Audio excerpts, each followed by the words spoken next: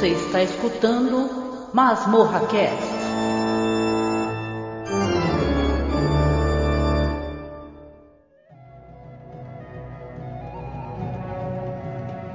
Mas os resultados não variam. Ele não está apenas catatônico. Ele desapareceu. É como ter um sonho e nunca mais acordar. Por quanto tempo?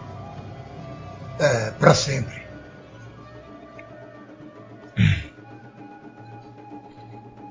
Eu acho que não estamos entendendo o que está havendo. Seja qual for o estado em que ele se encontra, há uma garota desaparecida, e o nome dela é Julia Hickson. E ele é o único que sabe onde é que ela está. Ele as mantém numa cela por cerca de 40 horas. Bom, ele levou Julia Hickson às 7h30 ontem à noite. Peter, me conhece. Se houvesse alguma coisa, qualquer coisa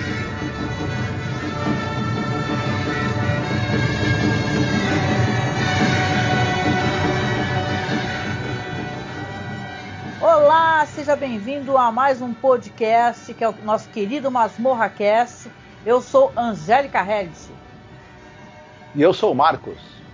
Hoje, né, Marcos, vamos falar aí sobre um filme que já virou um cult, tá, dos anos 2000, né? Parece que a gente que tem essa idade de 50 anos, parece que foi ontem, né? Mas caramba, já faz 23 anos que esse filme estreou, que é o filme A Cela. Engraçado que eu estou vendo uma página aqui que traduziram como A Célula, quase que eu falo A Célula, mas não é, é A Cela, The Cell, que é um filme do Tarsem Singh, né? Sim. E detalhe, né? Esse é um filme aqui do Tarsem Singh, que é a estreia dele como diretor, né? Isso é interessante também, né? Porque depois vão ter outros filmes dele e tal. Interessante, né? Os anos 2000, né? Eu fui fuçar aqui, eu vou colocar para vocês aqui, porque não é uma coisa que conta como curiosidade, né? Deixa eu botar aqui, ó, captura de janela. Vocês vão ver aqui, que tô mexendo aqui no IMDb, né, Marcos, né? A gente já vai entrar no filme.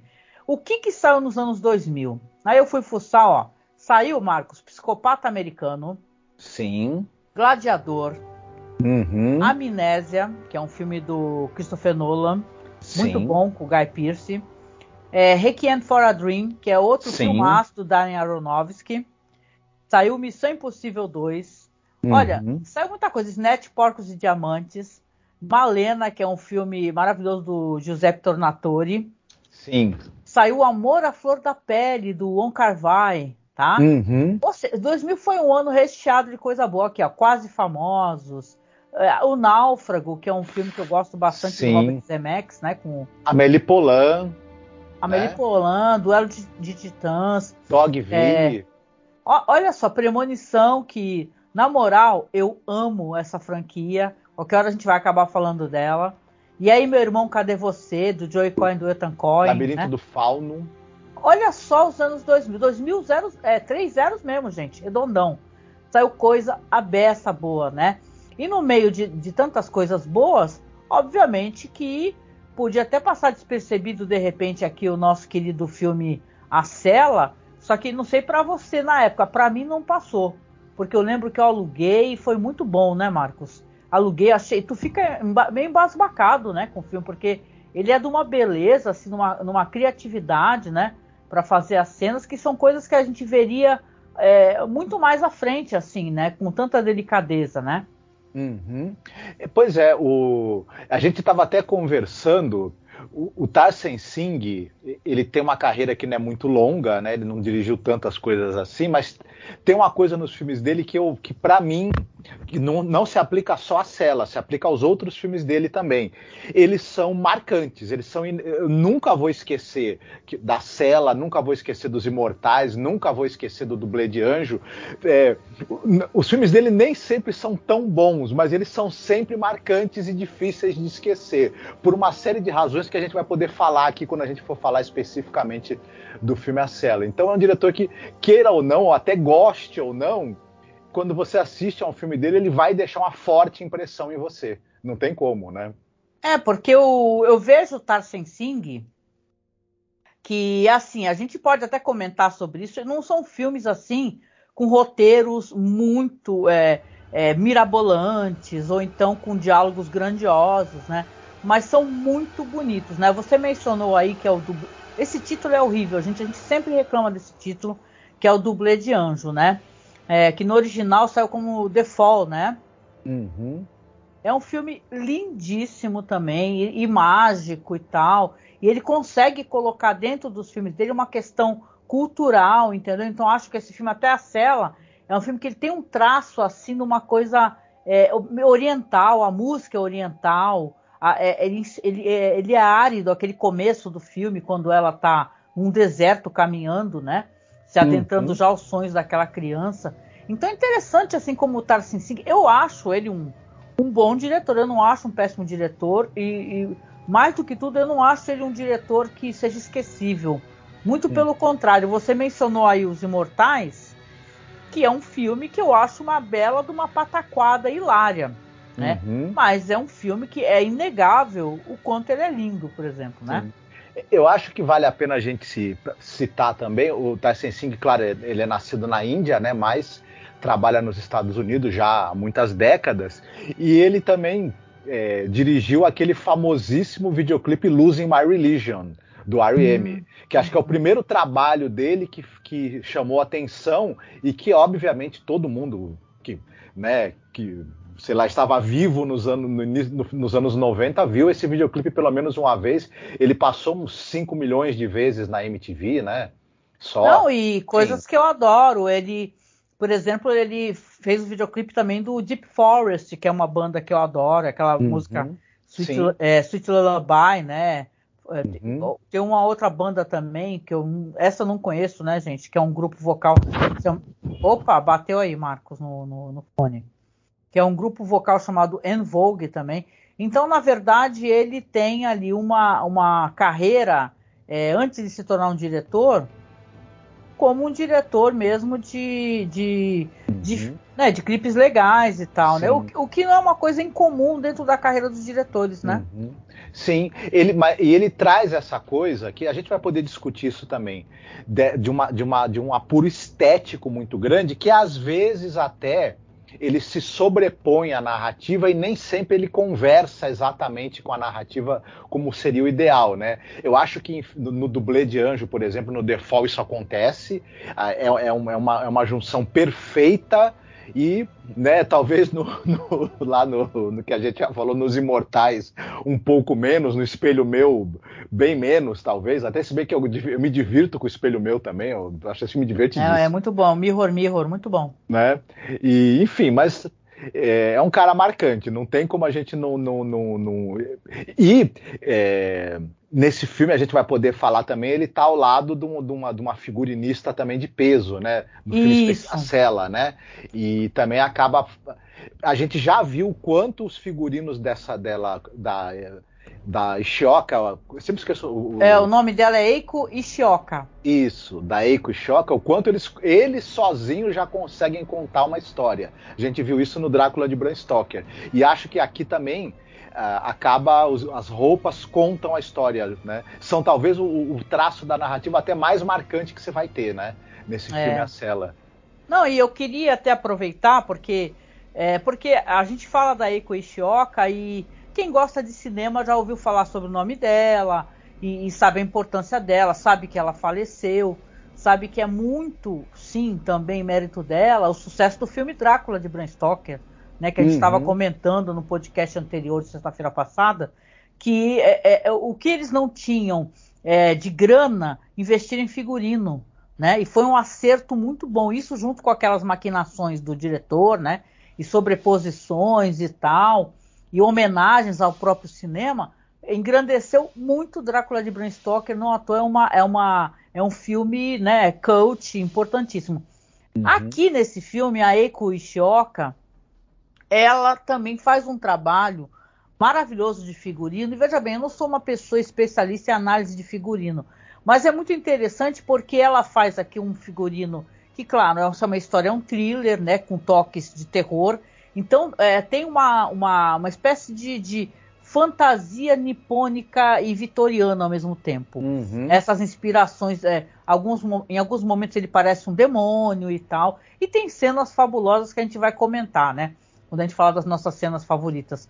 Mas eu acho que a importância dela é muito clara aqui, porque ela, junto com um cara como Tarsem Singh, que é um esteta, fez um filme ficar inacreditável, porque é assim, A Cela é um thriller de suspense sobre serial killer, mas não podia ser qualquer thriller, podia ser o filme mais comum do mundo, né? Mas ele tem um diferencial, ele é inacreditavelmente lindo, as cenas são maravilhosas, a câmera se inverte, entendeu? Tem uma coisa quase que Highlander, né? Quem lembra do Highlander, né? Que as épocas, né? Eram como se fosse um andar de baixo, sobe e desce de elevador. Então aqui tem a inversão da câmera quando ele está no lago sendo batizado, né? O cara que depois se transforma no serial killer. Então eu acho que assim, esse filme não tem nada, absolutamente nada de ser esquecível ou de ser deplorável. Eu sei que as pessoas têm uma mania, até certo ponto eu concordo, porque ela é uma atriz muito limitada, de comentar, mas tem a Jennifer Lopez, a Jennifer Lopez estraga o filme. Eu não acho que ela estrague o filme, eu sei que você tem outra opinião, né, Marcos? Eu não acho que ela estrague o filme. É que você coloca a Jennifer Lopez, assim, ao lado por exemplo, detalhe, ele nem está tão bem, o Vince Vaughn, o Vincent D'Onofrio, ou tem grandes artistas aqui que a gente não comentou. Ela claro que ela vai ficar, e ela tem um papel fundamental, porque ela que é a pessoa que viaja entre os planos, né, do sonho e tal. Mas o que você acha sobre isso daí, sobre essa questão que as pessoas têm essa mania, Marcos, elas ficam falando que esse filme é ótimo, mas tem a Jennifer Lopez. Eu não acho isso justo. Sim. Eu diria algumas coisas sobre isso. Né? O Tarsem Singh, ele nem sempre ele acerta na hora da escalação. Um outro exemplo que a gente pode dar, por exemplo, você tem o filme Imortais. Você tem aquele ator que eu adoro, o Luke Evans, ele tá se esbaldando, tá? Ele tá uma delícia de você assistir o overacting dele. Porém, não vou me estender demais para que a gente está tratando de outro filme. Porém, você colocar o Mickey Rourke como o vilão e o Henry Cavill como o protagonista, nenhum dos dois consegue segurar a onda. É difícil. E aqui, nesse filme especificamente, só que eu queria falar uma coisa sobre a Jennifer Lopez que eu acho que é interessante. Primeiro, ela é uma cantora, produtora e atriz. Ela já tinha experiência na televisão antes desse filme, e eu acho injusto dizer, por exemplo, que ela é meramente uma cantora que ficou tentando alguma coisa na TV. Não, ela tem uma longa carreira, ela insistiu muito, se envolveu em muitos projetos, tanto na TV quanto no cinema, e ela foi evoluindo muito como atriz. E ela é uma pessoa que realmente tem interesse pelo audiovisual e tem uma participação marcante e longa no audiovisual. Então, fazendo essa primeira justiça a ela. E hoje em dia, você vê ela atuando é muito diferente do que nessa época que ela estava no começo, né? Agora, dito isso, realmente nesse filme, ela fica assim, ela fica muito aquém do que o papel dela pede, porque o papel dela tem um arco interessante no papel que ela acaba não conseguindo pela falta de experiência e tudo mais, por não ser uma atriz com formação também ainda na época e tudo mais. Ela tinha feito aquele filme Selena, né? Isso é importante a gente comentar, porque ela já era uma cantora, né? E tal, e quando teve esse filme Selena, ela fez muito sucesso. Sim, esse é um filme de sucesso, porque é uma história trágica. Que nem La Bamba, sabe? Ela acaba sendo assassinada por uma, não sei se é uma produtora ou uma líder de fã-clube, né, no auge da fama, na flor da juventude, e a Jennifer Lopez está absolutamente maravilhosa e deliciosa nesse papel. Então, você entende, né? Porque o Tarsem Singh tem uma questão assim, que não sei se tu concorda comigo, cultural pela questão da música e da dança. Tanto que não à toa, o Mirror Mirror, que é um filme que nem todo mundo gosta, eu acho um filme divertido, tem tudo que tem nos filmes dele, bom figurino, etc. Tem muita dança, tem música e tal. Então é uma coisa que ele né? Ele tem esse cuidado e essa preocupação. Talvez por esse motivo que a Jennifer Lopez tenha entrado no projeto. Mas eu acho que sim. Tem essa relação mesmo. Mas a Jennifer Lopez também, ela tá naquele grande, espetacular filme, uma das grandes obras-primas que o cinema já produziu, né? Um filme que tem ela, o Jon Voight e o Eric Stoltz, que é o Anaconda, né? A gente não pode deixar de citar esse momento da carreira dela. Essa bomba. Né? Do Jon Voight e do Eric Stoltz também, porque esse trio de atores se reuniu para fazer essa obra-prima, mas fica para um outro dia a gente comentar essa obra-prima que ela também. Mas enfim, é meio isso mesmo, né? Ela tinha feito sucesso com o Selena e ela fez série de TV policial também, que ela de várias temporadas. Ela tá nesse filme agora, A Mãe, né? E ela trabalhou com diretores importantes. Ela trabalhou com o Soderbergh, se eu não me engano, por exemplo, com o Lasse Hallström. Ela tem uma carreira que não é uma carreira desprezível de jeito nenhum. Outra coisa também, se a gente for, já que você citou também o Vince Vaughn, ele é outro caso aqui interessante. A gente viu... Para mim esse cara, ele é um enigma, o Vince Vaughn, porque ele é um... ele é um enigma, porque assim, ele começa a carreira dele no drama, de uma maneira muito pouco...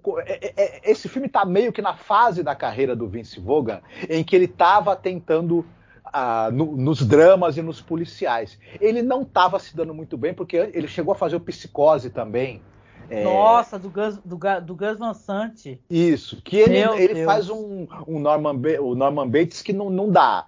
Enfim, ele não tinha se achado. Já se deu mal logo no começo, né? Isso, nesse filme aqui também, ele tenta construir essa coisa porque o personagem dele, a gente vai chegar lá, né? Ele tá passando por um momento difícil, esse policial, quando ele vai pegar esse caso. Ele também é um cara que faz perfis, né? De assassinos pro FBI e tudo mais. Ele é meio profiler, sim. Isso. Mas ele encarna até bem essa coisa dele estar num estado complicado na vida dele, psicologicamente também. Só que depois, quando ele tem que fazer esse arco de empatia que ele tem, eu não sei, a coisa não parece que não vai. Ele para ali e não chega até onde o personagem deveria chegar também. Depois, ele vai pra comédia, a gente sabe, ele vai fazer aquelas comédias junto com o Owen Wilson e com o Ben Stiller, faz um sucesso tremendo, e agora, mais tardiamente, a gente vê ele em True Detective, a gente vê ele naquele filme lá da Cela 99, e ele tá muito bem, ele se achou também no drama agora, ultimamente, eu diria, o Vince Vaughn, mas aqui, infelizmente, não muito. Agora, sei que você vai querer falar disso, né? Quem aqui, mais uma vez, dá um show e rouba toda a cena é o Vincent D'Onofrio, né? Aí não tem como. O Vincent D'Onofrio, esse daí, diferente do Vince Vaughn, né? O Vincent D'Onofrio é um ator que ele é muito famoso também porque ele era daquelas séries de investigação, né? Uhum. Ele ficou um tempão fazendo, as pessoas adoram. Criminal Intent, né? 11 temporadas. Isso, e ele fazia um personagem tão diferente, interessante, cheio de características curiosas, que ele virou, nossa, um cara muito importante nessa questão de séries. Mas eu acho que ele, enquanto ator, ele é visivelmente um cara muito, muito esforçado.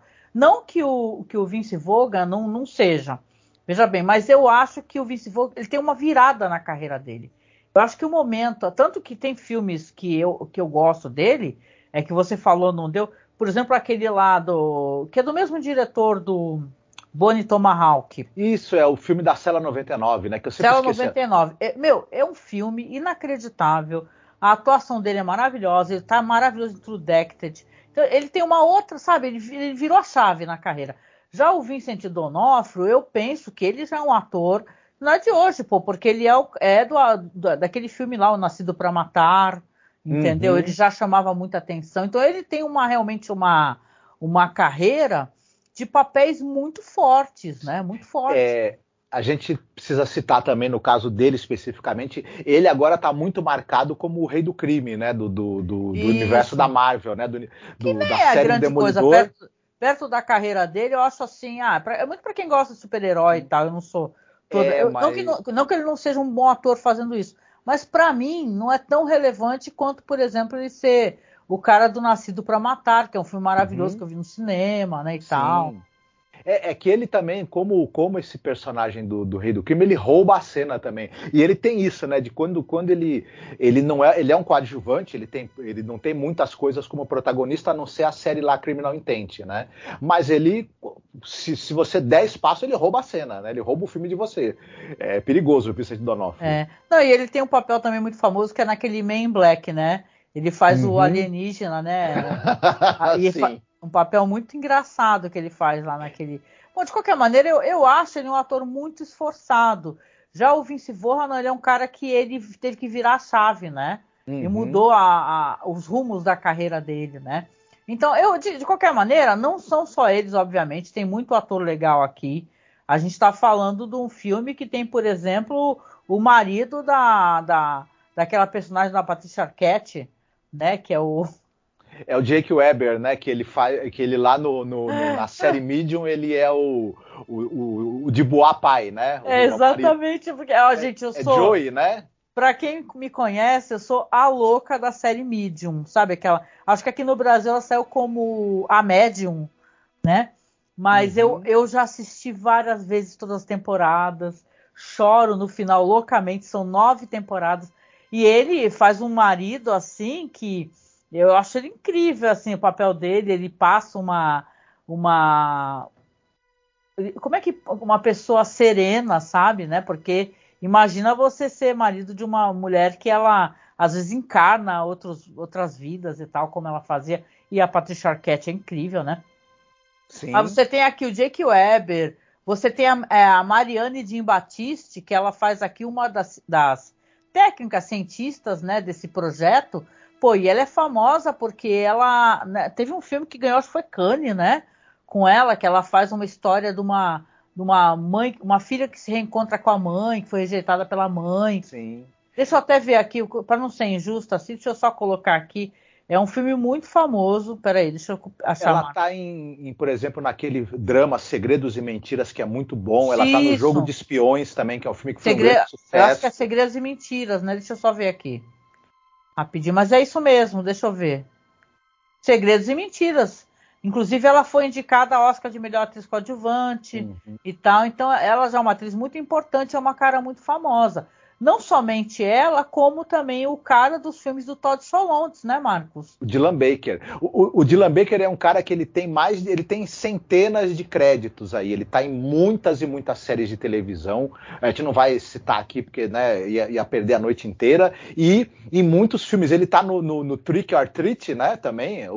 Nossa, Contos do Dia das Bruxas. Eu adoro esse filme, adoro ele no filme. E ele tá também no Felicidade, por exemplo, do Todd Solondz, um baita ator. A gente tem 2 podcasts, tá? Sobre o Todd Solondz. Não é um diretor que muitas pessoas gostam de comentar sobre ele, porque são filmes difíceis, né? E abordam personagens terríveis, né? Mas nós fizemos 2 podcasts, viu? Para falar, né, da nossa carreira também, enquanto podcast. E detalhe, tem o Ian Norris, por exemplo, que vocês vão lembrar, porque quem assistiu Breaking Bad lembra que ele é o cunhado do Walter White, entendeu? Que o cara que é policial, do DA e tal, e é uma reviravolta que acontece nessa história. Tipo assim, ele é cunhado do cara e o cara é o maior traficante que faz metanfetamina, né? Então tem um elenco do caramba esse filme e cenas incríveis. Então eu acho difícil, até muita gente comenta, até que assistiu muito jovem, né, e tal, e lembra desse filme com muito afeto. E o legal, pra quem não tiver problema com filme dublado, até porque eu acho que a dublagem é bem boa desse filme, tem pra assistir no YouTube dublado. Alguém fez o piloto e o filme ficou lá. Agora, pra poder assistir assim mesmo por streaming, eu não vi ele em nenhum streaming, não. Eu acho que só dá pra assistir ele mesmo de maneiras, né, Marcos, tortuosas, vamos colocar assim, né? Exatamente. Acho que é por aí. Pelas torrentes, né, da vida, você acaba... Pelas torrentes, né? Sim. Não, eu queria comentar outras coisas também, né? A gente vai falar já das nossas cenas favoritas, mas eu acho que é importante a gente falar sobre isso. Eu sei que você também tem muito o que falar. Esse filme tem várias cenas que são claramente inspiradas em obras de arte, em movimentos artísticos. sabe, você vai ver coisas aqui, por exemplo, claro, a gente vai falar sobre as cenas, então saibam vocês que vão ter vários spoilers, né? Aqui é a nossa história, para quem quiser que eu fale, eu não tô com vontade de ficar contando todo o filme, porque eu acho besteira. Normalmente quem já chegou por aqui já conhece. Mas é uma história, como a gente está comentando, né, Marcos? De um serial killer, que ele sequestra as moças, e ele deixa essas moças numa espécie de... dentro de um silo, e dentro desse silo tem uma cela toda vedada, com vidros e tal, com câmeras, e ele deixa essas moças que ele sequestra lá, dentro desse dispositivo que a certo momento ele vai encher de água. Ou seja, ele não precisa nem estar presente para matá-las, ele só vai lá depois poder ver a filmagem do desespero delas e saborear isso, né? Ele é um personagem muito cruel, e são cenas muito dolorosas. A das moças pedindo pela vida, chamando as mães, né? Então, o que acontece aqui?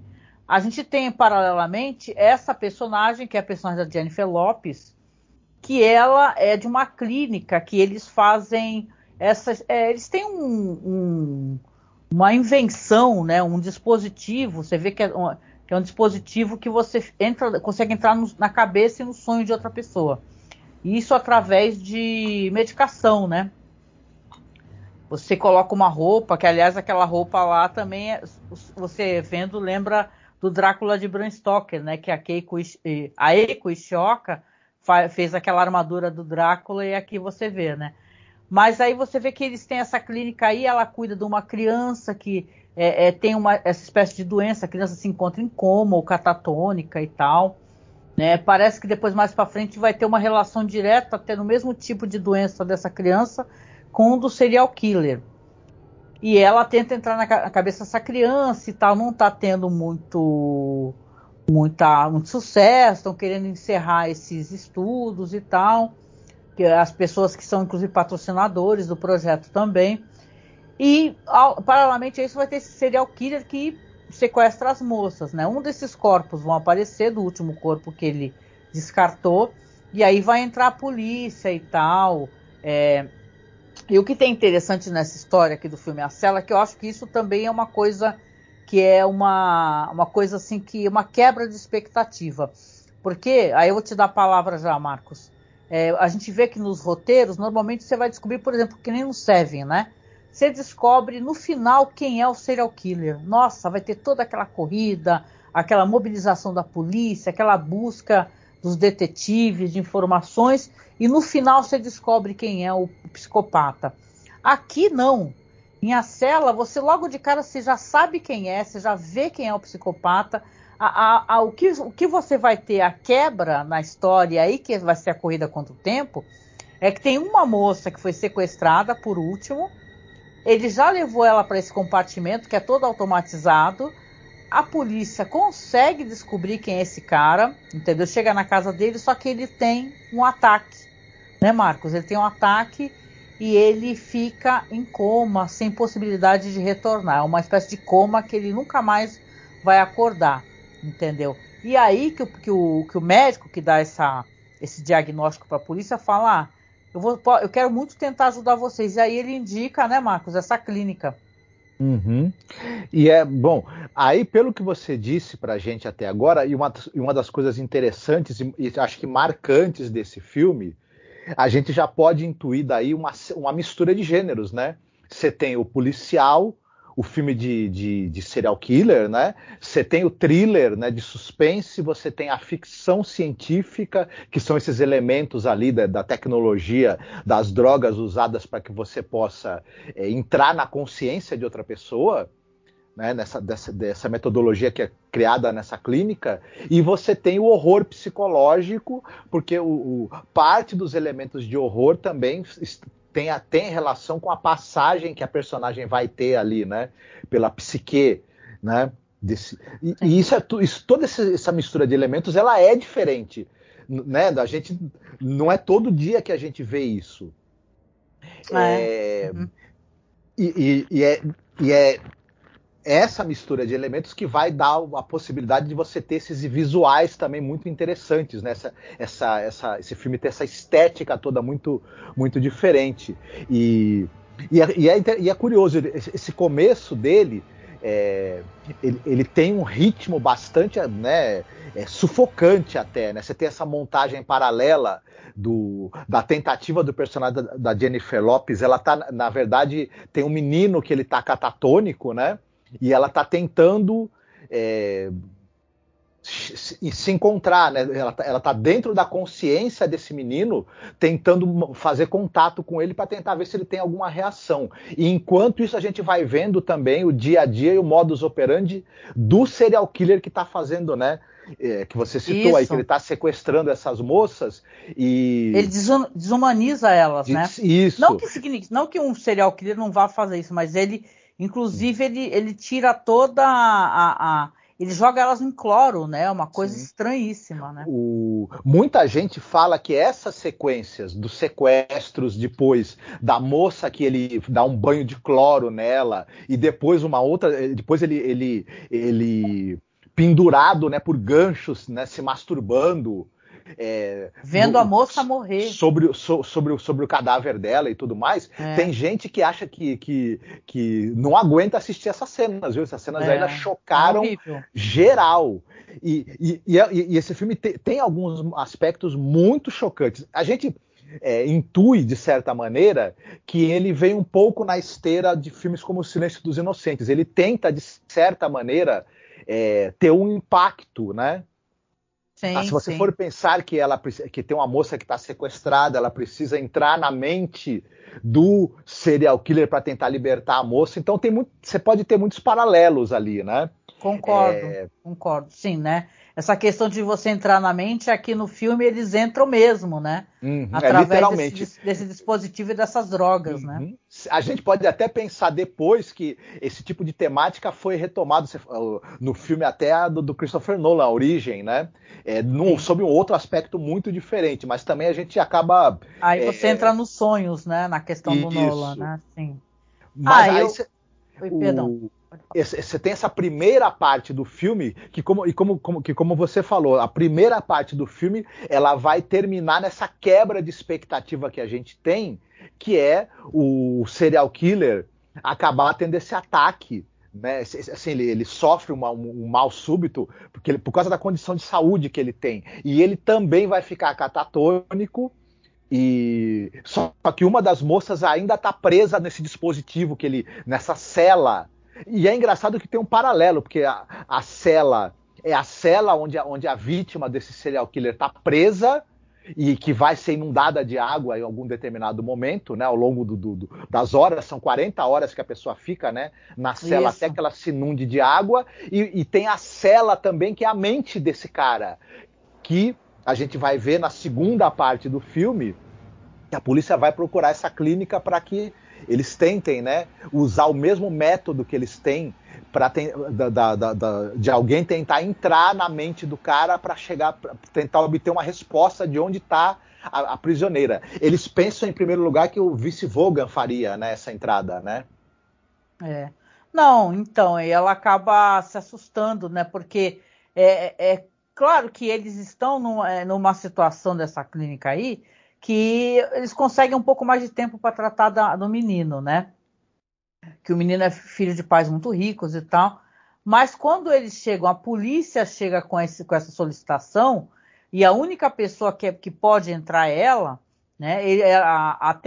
Que é a técnica, que é a médica, fala, olha, a gente só aceita se ela aceitar, ela não vai fazer nada, obrigado. Porque sabe-se que é uma situação muito problemática você entrar na mente de um cara que é um serial killer, na verdade. É uma coisa muito perigosa, né? Isso, e o roteiro ele é muito interessante e consciente em relação a isso, porque antes disso a gente vê ela tentando entrar na mente do menino que está catatônico, e a gente sabe, o roteiro nos mostra isso, que esse mundo, digamos assim, que é a mente daquela criança, e as fantasias e os cenários fantásticos são materializados quando ela entra. É como se ela entrasse realmente no mundo físico, né? Isso. E é aí que eu quero poder falar contigo, né? Que eu sei que você tem muito o que falar, sobre as influências artísticas. Eu acho que é interessante a gente colocar esse conteúdo aqui.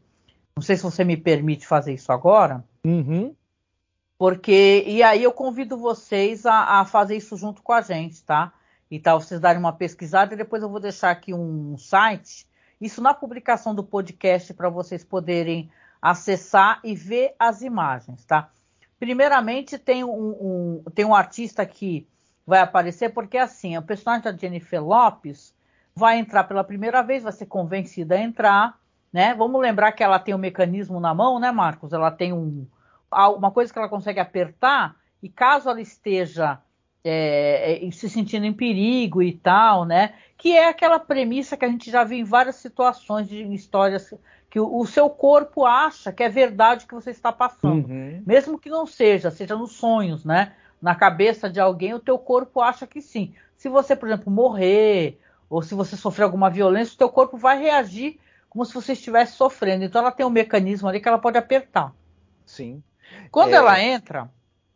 Você ia falar alguma coisa? Não, desculpa, não. Só que você estava falando nisso e isso me lembrou que quando ela está na cabeça do menino, as fantasias são bonitas, são fantasias de criança, né? Mas quando o menino se sente acuado, ele vira uma espécie de menino foca meio monstruoso. Então você sabe... Fica meio em paralelo se a família dele, pelo que eu pude entender pelos recortes de jornal, que tem um momento que ela tá ali fumando um beck, né?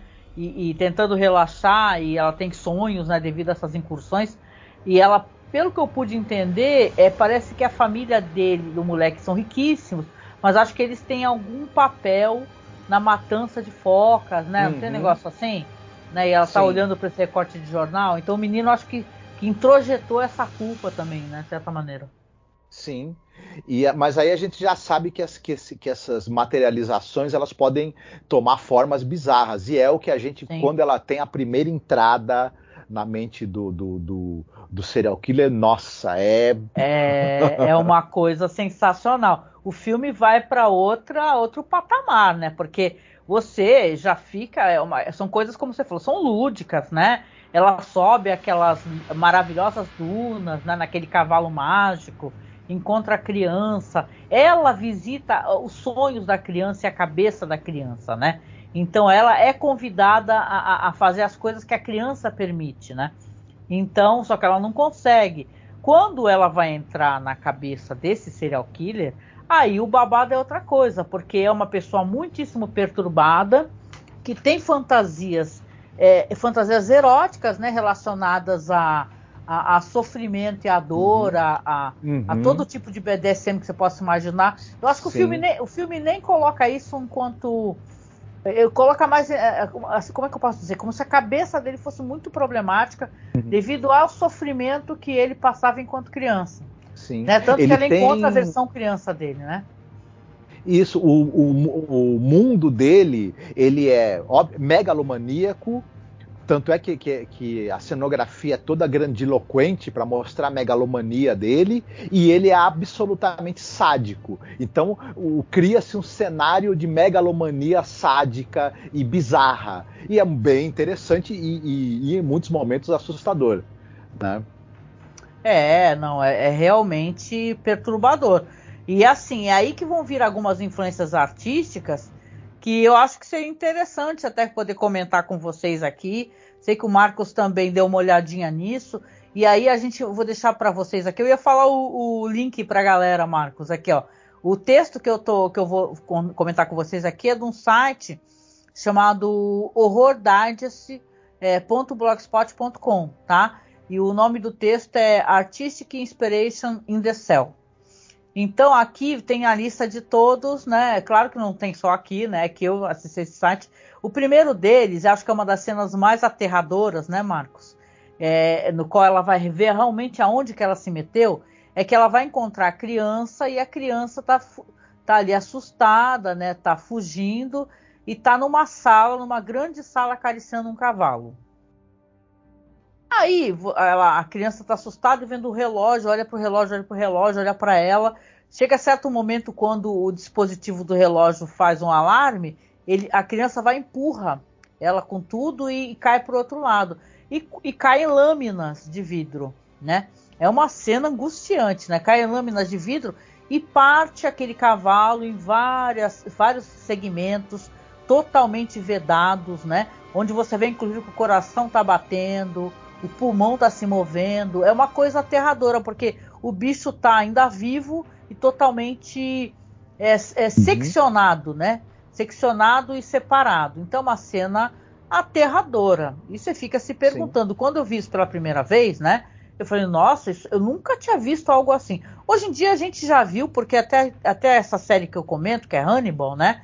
Tem um momento que um dos personagens lá, o Hannibal faz isso com o personagem, sabe?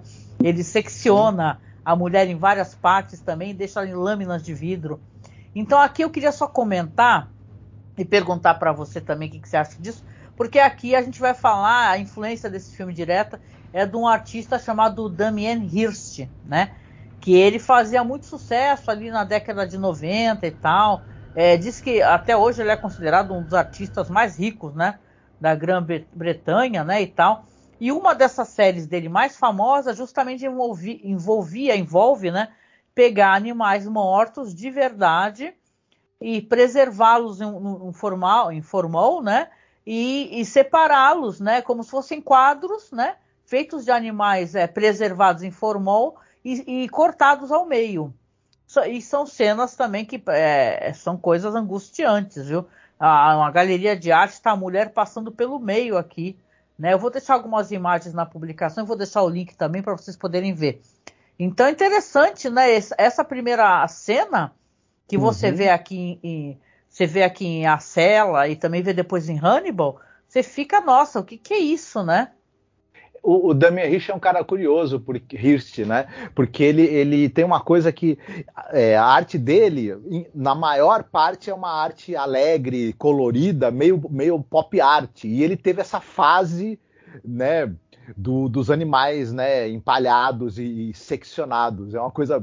Chega até a destoar um pouco do restante do trabalho dele e chocou muita gente. E é claro que obviamente a inspiração dessa cena do cavalo recortado em partes que tem na cela. E tem efeitos visuais, eu acredito que já é feito com um efeito digital, inclusive, mas para a época é bem feito e continua impressionando até hoje. Não, né? com certeza, sim, né? Não, mas é impressionante. Quando eu vi pela primeira vez, me marcou profundamente. Eu lembro que eu tinha alugado, né, a cela e falei, caraca, meu, o que é isso? Que cena é essa, né? De fundir a cabeça, né? Então é interessante ter essa relação aqui. Então, vão ter várias durante o filme de diversos artistas. Eu acho que a gente pode comentar aqui também, porque é uma coisa que aparece logo, né? Vai ter os Coen Brothers, né? Que são os caras dos curtas, né? Eles fazem... Tem até acho que um dos curtas mais famosos deles é Street of Crocodiles, né? Que são cenas perturbadoras, com bonecos em situações estranhas, né, e tal, e, né, curioso. Eu lembro que quem gosta muito dos Coen Brothers e fala muito deles é o nosso amigo Douglas, né, e tal, e aqui vão ter cenas de bonecas vivas, vamos colocar assim, assustadoras e tal, que são feitas com as vítimas do serial killer, né, ela vai passar e vai ver. Eu vou até sugerir para as pessoas que estão escutando a gente e não conhecem, procurem as animações dos irmãos Coen. Tá tudo no YouTube. Sim, tem para assistir no YouTube. Elas stop motion na maior parte, mas elas trabalham os Coen Brothers, eles criaram uma espécie de universo tanto estético quanto de temático do horror, do bizarro, que é interessantíssimo, influenciou muita gente no cinema, na animação, nas artes visuais. Tim Burton, se eu não me engano, é um cara que é fortemente influenciado por eles também, e vale muito a pena conhecer o trabalho desses caras. Assim, é muito impressionante mesmo. Quem ainda nunca viu nada do trabalho deles, não só vai se impressionar, como vai perceber como eles influenciaram Raimundo e todo mundo nas últimas décadas. Meio mundo, né? Influenciaram meio mundo. Não, e é legal que você vê que a arte é uma coisa que ela vai se retroalimentando, né? Porque aqui os Coen Brothers também foram influenciados por outros, né? E tal, porque Beomar já tinha ali nos anos 70, sei lá, o Giger, né? Que também influenciou gente pra caramba, né? Então, até inclusive tem uma hora que ele tem um visual que é uma mistura assim de algo nipônico com algo meio mítico, que lembra alguma coisa do Giger também. O pessoal fala que lembra, né? Sim, é interessante que a gente também, né, a gente vai ter cenas bastante, além dessa do cavalo, né, que a gente citou, tem cenas bastante sangrentas e bizarras. Tem uma cena também, digamos assim, de um intestino de alguém sendo arrancado, né, e enrolado. Enfim, isso é já bem mais pro final, inclusive, né? Isso, que tem coisas... Sim, tem. E depois ele vai ver que tem uma arte muito parecida no porão dele, né? Porque o serial killer tem várias fotos, né? De coisas artísticas que ele vai pegando as influências e você vê até as bonecas, né? Sim. Na casa do cara. E é interessante como a gente vê esse personagem, os figurinos da Eiko Ishioka. Primeiro que ele parece, ele é retratado como um meio caminho entre um rei, né, extremamente megalomaníaco e grandiloquente, pomposo, e Satã. Acho que as duas inspirações para criar o visual desse cara são meio que isso, é o anjo caído e o rei absolutista, pomposo ao extremo. E é muito interessante. Ele com certeza visuais. É o rei daquele universo, né? Isso. Ele é quem manda, né? E o Vicente D'Onofrio, o trabalho dele corporal, como ele personifica essa empáfia, essa sensação de onipotência e ao mesmo tempo também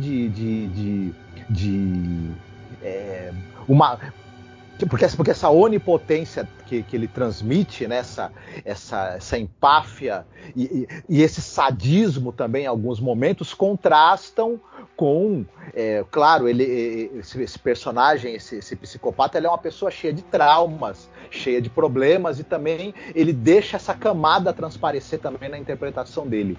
É muito interessante. E como ele interage com toda essa criação estética também, que é feita em cima dele. Ele nunca deixa a peteca cair, ele nunca acha que a estética que está ali muito marcante, ela vai fazer o trabalho todo. Ele sabe que tem que ter um trabalho de ator ali muito bem feito e muito marcante para que aquilo chegue no ponto que tem que chegar, e chega, né? Do ponto de vista da atuação dele. Não, e tem uma cena, eu queria só mencionar, porque senão eu tava olhando aqui os slides, né? Que eu tô passando os slides para as pessoas aqui na live, né? Aí eu tava olhando aqui, cara, tem uma cena que é inacreditável, sério, assim, ela é de uma... que nem a gente tava comentando, o cara que é o serial killer, essa primeira incursão que ela tem na cabeça dele, ela é absolutamente impactante, né? Tem todas essas coisas que a gente comentou, as bonecas, né?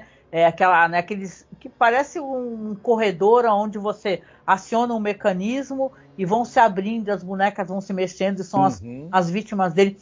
E ela vai ser pega, porque tem até uma fisiculturista, que essa mulher que aparece, é uma fisiculturista famosa pra caramba, diz que ela é uma das primeiras fisiculturistas a ganhar vários prêmios assim, Miss Olímpia, não sei o quê. Uma mulher assustadora. E ela é pega, né, por essa mulher e é jogada na sala do trono desse rei que é o psicopata, que é o serial killer. E, cara, a cena é uma cena inacreditável. Eu recomendo para quem puder. Aliás, abraço aqui pro Augusto Ganzerti, que tá aqui, né, no chat, viu, querido? Eu li suas mensagens aqui. Obrigada, viu? Obrigada pelo like, inclusive. Tem uma cena inacreditável, né? E, poxa, é claro que a gente sabe que é feita digitalmente também, é um recurso, né? Mas você vê que ela é jogada naquela sala do trono, né? Meio tonta, né? Por aquela serviçal dele, que é aquela mulher muito musculosa, fisiculturista. Aí ele tá sentado no trono e ele vai levantar, né, Marcos? Quando ele levanta, a capa dele, porque o cara tem hábito de ficar ele se prende, né, com os ganchos nas costas, né? Ele gosta de ficar suspenso pelos ganchos, né? Então, nessa fantasia dele, porque ele nunca mais vai acordar, aquelas são as fantasias, é o mundo do qual ele, né, idealiza essas relações torpes. e ele se levanta e a capa que está presa no corpo dele, ela está por toda a sala. Toda a sala é a capa de rei dele, é uma capa roxa, né? Que é uma cor real, vamos lembrar, né? Ele levanta e toda a sala, a capa vai saindo das paredes, como se ele tivesse preso naquele trono. Também, porque vamos lembrar, porque se ele está preso por aquela capa, ele também está preso no trono.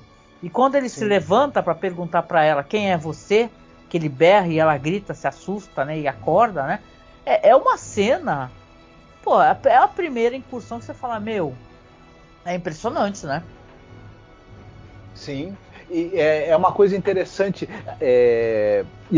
eu acho que vale a pena a gente citar também que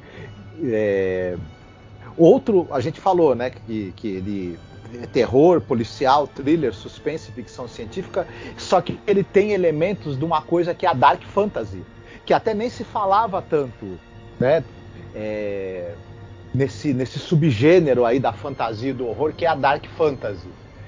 Se a gente pensar muitas representações e dinâmicas que tem nesse filme, tem paralelo, por exemplo, com Berserk, que é uma dark fantasy famosa, né? Boa lembrança. Você veja como todo esse mundo, até algumas imagens, se a gente pensar do próprio desse ser aí que domina né, que é como o psicopata se vê, poderia ter saído de um quadro do quadrinho do Berserk, né? E é bacana também a gente ver num filme de suspense, né, de policial, tantos elementos de dark fantasy.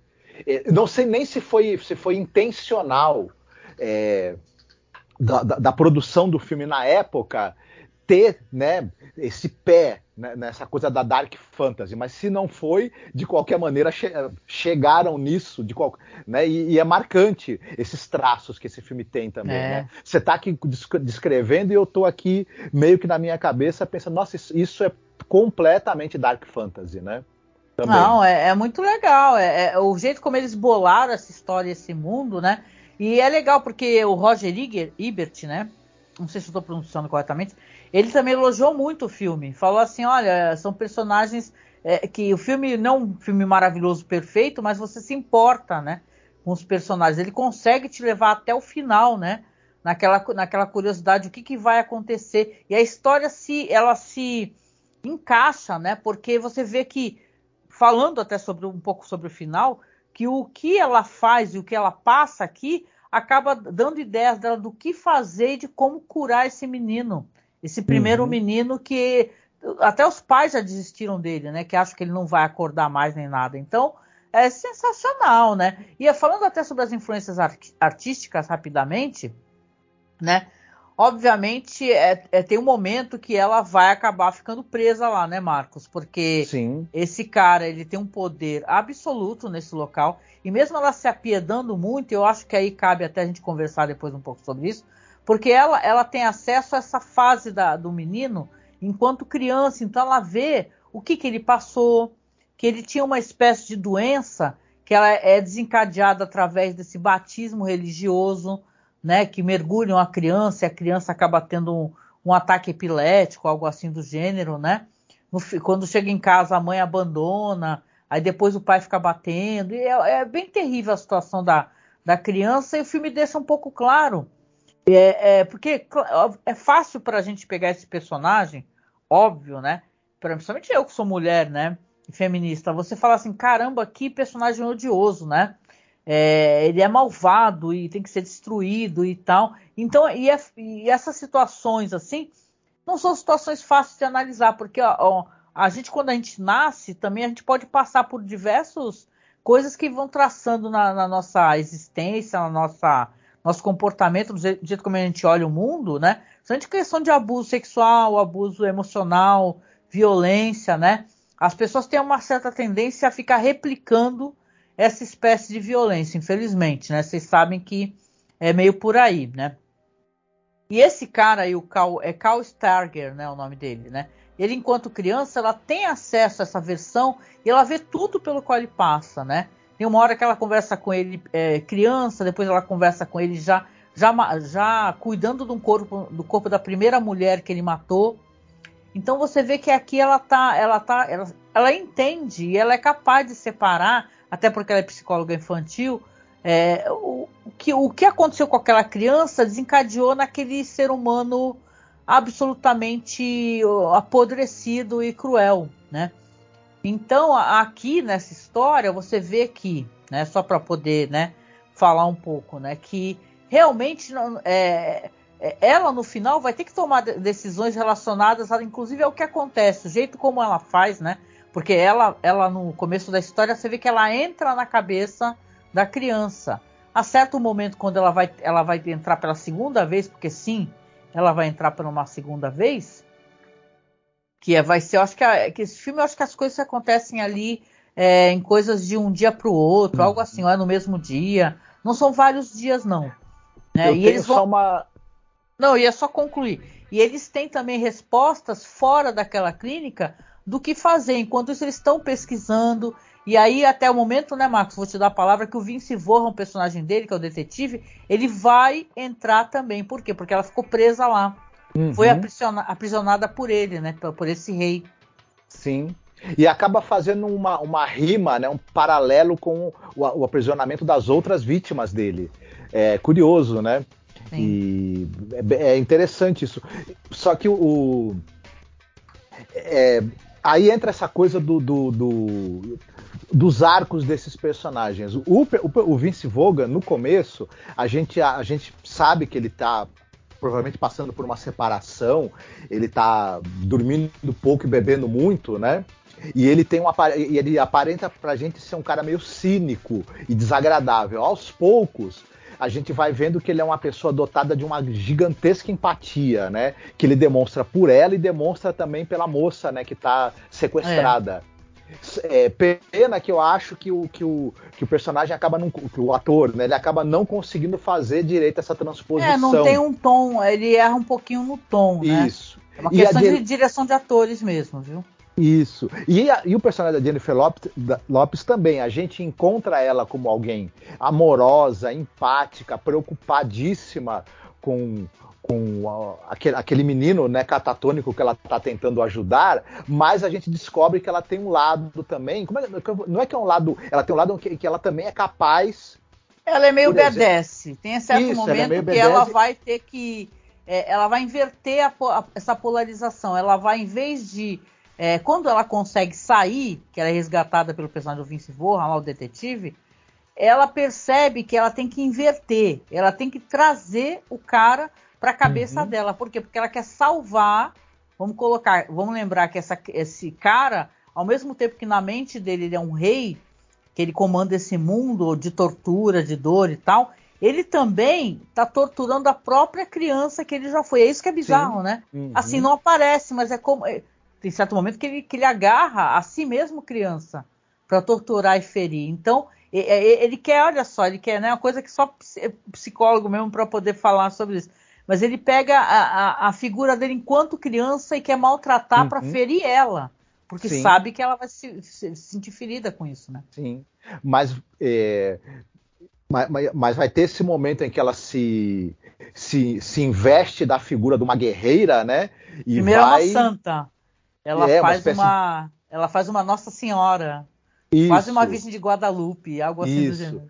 Não, mas tem também o momento em que ela vira uma espécie de Joana d'Arc, né? Que ela vai enfiar a espada nele também. Né?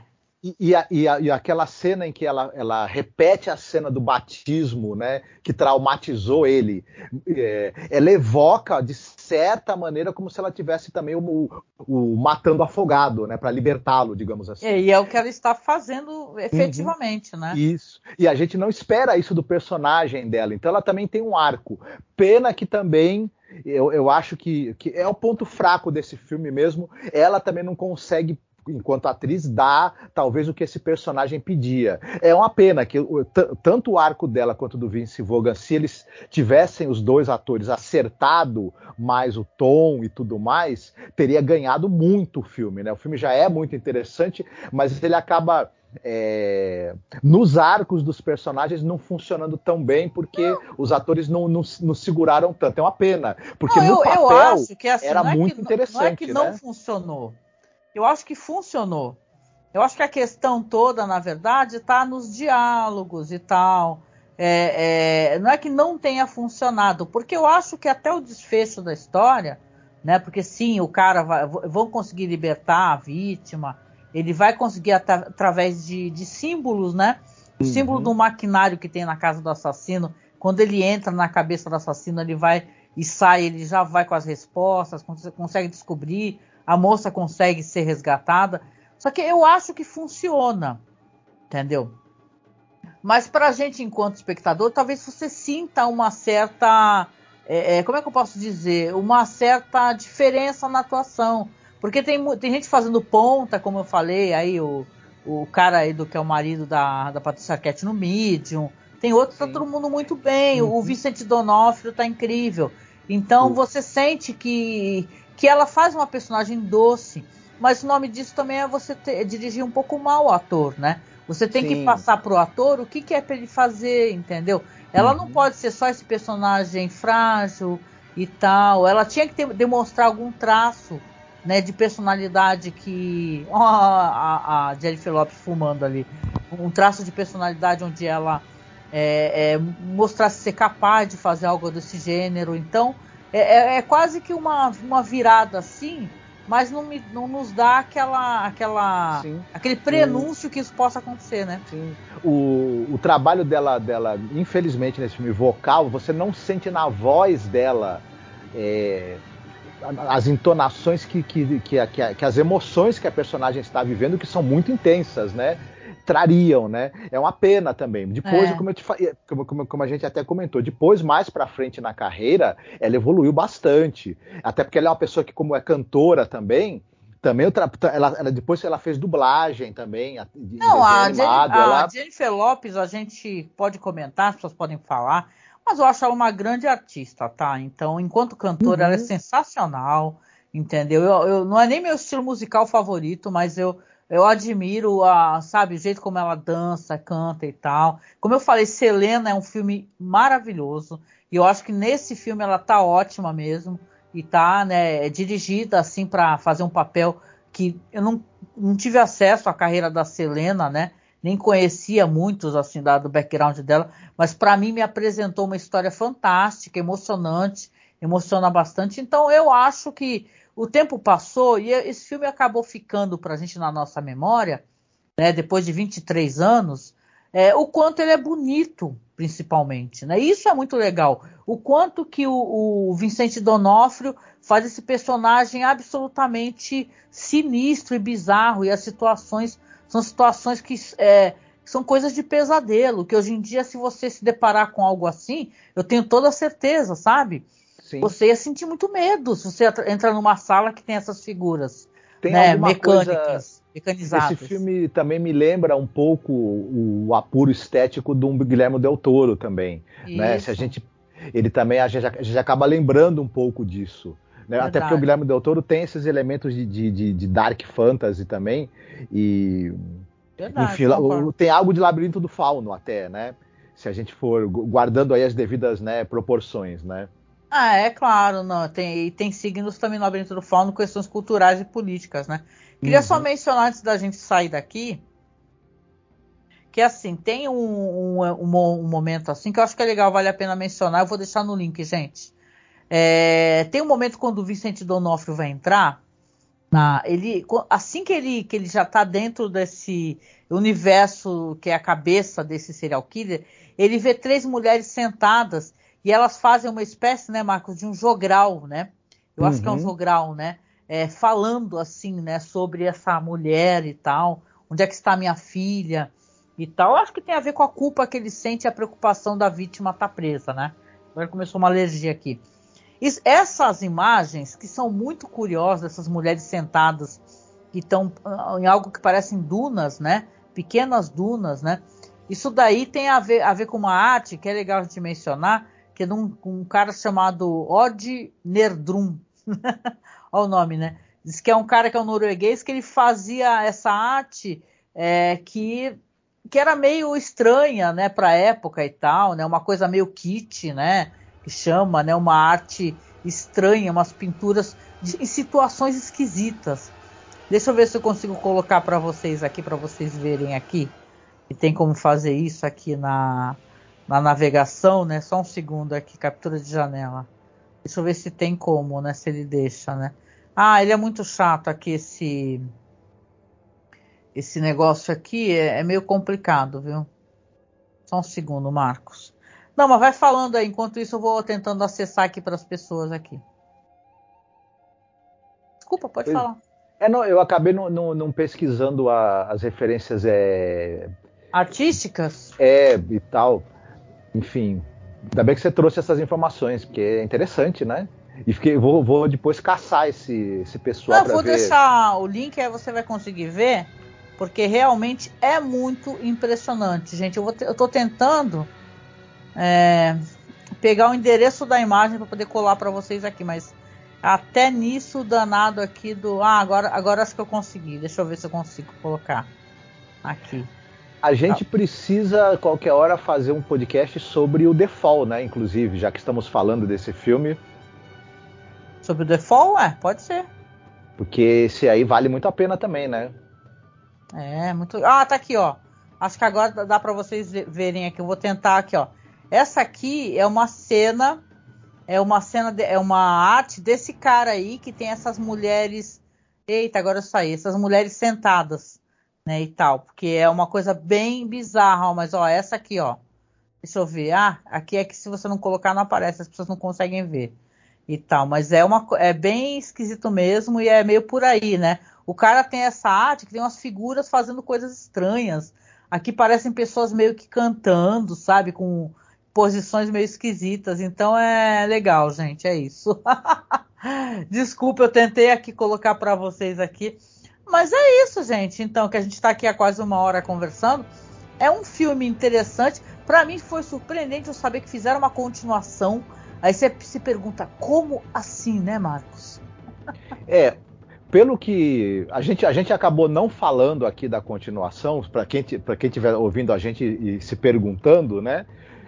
Porque todas as informações que a gente tem sobre o filme dão a entender que não vale muito a pena ele ser visto, não, que é ruim demais, é uma desgraça, né? Diz que a história é centrada aí no serial killer chamado... o nome já é engraçado, é The Cusp. Diz que ele mata suas vítimas, depois traz de volta à vida, repetidamente até que implorem para morrer. E tem a Maia, que é interpretada pela atriz Tessie Santiago, que é uma investigadora psíquica e vítima sobrevivente do The Cusp também. Então, esse nome The Cusp, para mim, já minha quinta série já ficou totalmente... Sim. Mas olha, saiu direto para DVD, eu não posso falar porque eu não vi nada, nem trailer, saiu em 2009, na verdade, e eu também não tenho lá muita curiosidade não, mas, né, recomendo, assistam por favor e vão atrás aí para ver qual é. Não, né? Tem a direção do Tarsem Singh, né, nesse filme, não tem a mesma equipe de produção, exemplo aí que o Ishioka não está, né, então digamos assim que tudo que tornava esse filme a cela, o primeiro, memorável, não tem no segundo, portanto, não sei se vale a pena perder. A direção é do Tim Lacofano. Tá, então... Muito assim, famoso, inclusive. Assim, até inclusive a moça, colocaram a foto, tá vendo a capa do DVD, ela parece um pouco a Jennifer Lopez, sabe? Então é meio que... O pessoal deve ter achado assim, será que a Jennifer Lopez virou a protagonista do segundo filme? Mas não tem nem a Jennifer Lopez, gente, não tem nem... É um caça-níqueis. É um caça-níquel meio pra pegar. Que não deve ter conseguido muitos níqueis, inclusive. Caçou, mas não achou, acho eu. Gente, olha, muito interessante, eu vou fazer lá pro site, então... Visitem, tá? masmorracine.com.br. Eu vou fazer lá pro site. Eu que não tinha apertado aqui, tá aparecendo uma imagem totalmente aleatória. Vou fazer lá pro site, então, um link dessas coisas que eu tenho pesquisado aí dos artistas, gente. Porque é sensacional. E caramba, foi mó legal fazer essa revisão, né, Marcos? Eu curti pra caramba. Eu também me diverti bastante. Curti pra caramba. Eu sou a favor de no próximo fazer um classicaço do terror, que é um daqueles que a gente quase nunca fala, ninguém fala, que é o Night of the Creeps. Não sei se tu lembra desse filme aí, que os zumbis explodem em vermes rastejantes. Eu não vi esse. Na noite que o pessoal vai comemorar como é que é aquelas festas de passagem de ano, assim, de faculdade e tal, né? Ah, tu assistiu com certeza. Tu assistiu. É Night of the Creeps, é muito bom. E de repente a gente faz isso na próxima sexta-feira? Se eu topar, vamos ver, né? Mas é isso, gente. Eu adorei reassistir a Cela e... Pô, tá sendo muito legal poder fazer essa revisão aqui. Tem muita coisa boa pra gente... Até, inclusive, a gente pode até fazer de coisas mais modernas.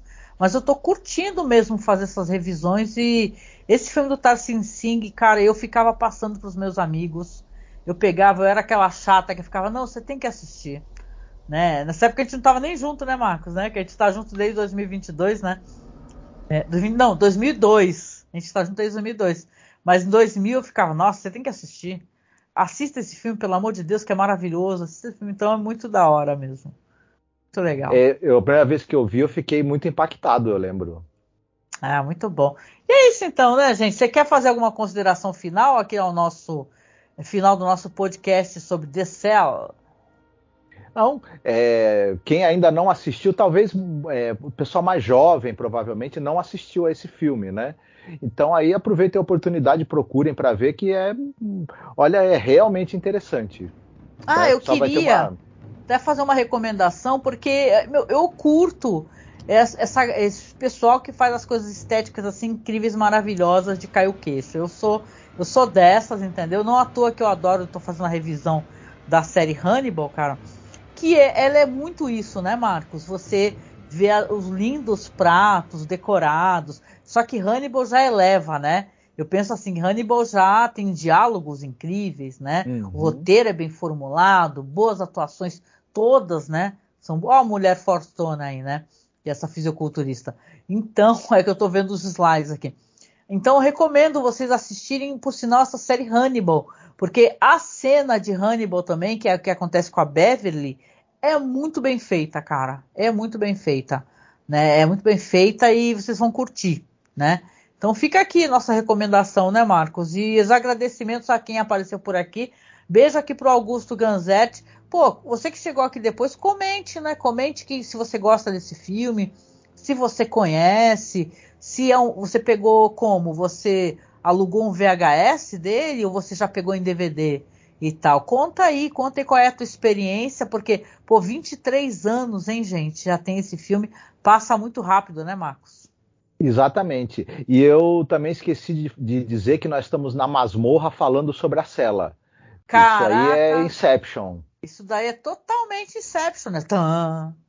É isso então, né, gente? Então, obrigada, a gente vai nessa e a gente vai se encontrando por aqui. Essa semana a gente vai voltar a fazer nossas produções de lives aqui, podcasts, porque eu estava sem microfone, né? Agora eu tô com o microfone aqui, um boia, né? Que é um microfone de lapela. E o Marcos também, né, Marcos? O Marcos tá com um Fifine, né? Acho que é Fifine que se fala. Também de lapela. A vantagem do microfone boia é que ele é à prova d'água, né?